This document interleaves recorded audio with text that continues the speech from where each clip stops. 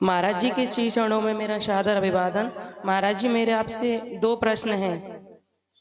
पहला प्रश्न मेरा ये है कि आत्मा क्या है और क्या इसका कोई लिंग रूप है। दूसरा प्रश्न मेरा ये है, विद्यार्थी जीवन में रामायण जी और भागवत जी का क्या महत्व है। देखिए, पहला प्रश्न है आपका कि आत्मा का लिंग क्या है। जी महाराज जी।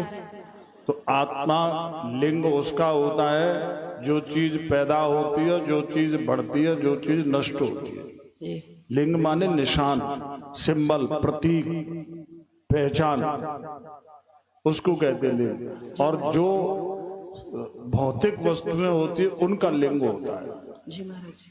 आत्मा जो सब में व्यापक है उसका कोई लिंग नहीं होता।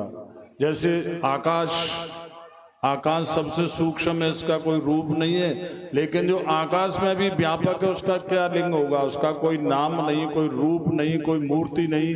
ये निराकार।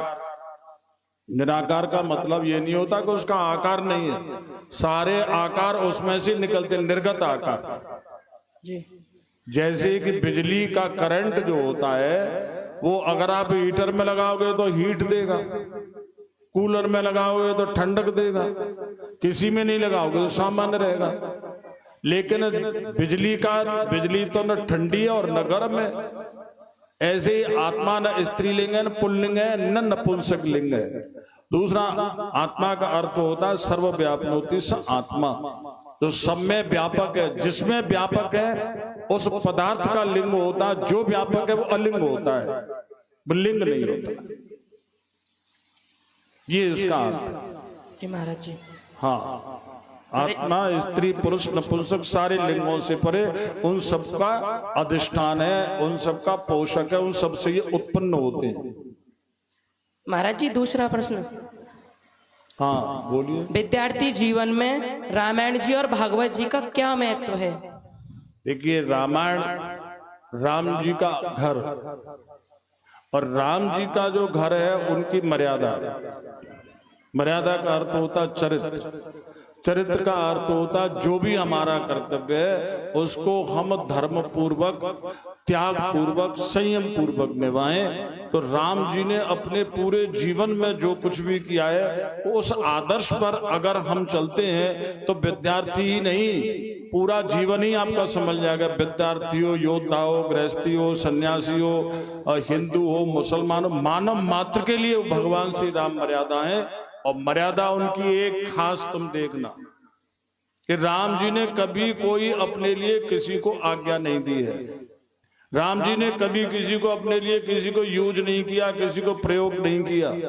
राम जी ने किसी की बात में बहस नहीं करी, राम जी ने किसी की बात को काटा नहीं।